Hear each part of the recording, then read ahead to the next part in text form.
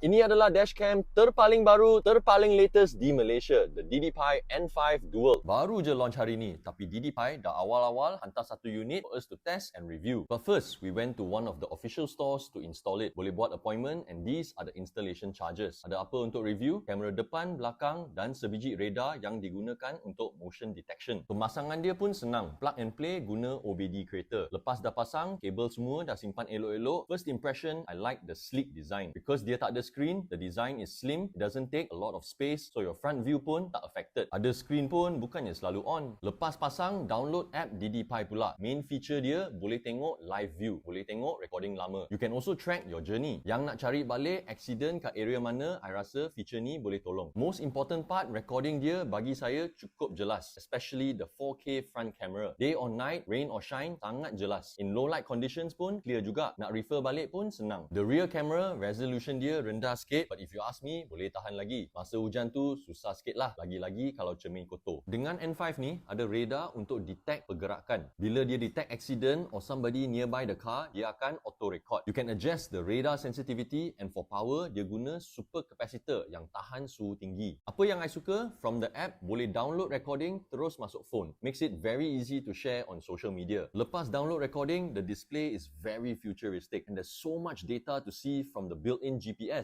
App ni pun ada social media sendiri. You can see videos that other users share. Some from Malaysia, some overseas. Yang suka main phone masa traffic jam, dia akan inform bila kereta depan dah gerak. The vehicle ahead has started moving. Lepas ni, takkan kena horn lagi lah. Voice control pun ada. Take photo. Memory card boleh support hingga 512GB tapi saya guna 64GB. In case memory card rosak, dashcam ni ada 32GB internal storage. Yang nak beli dashcam, high-tech, berjenama, I really think you should consider this.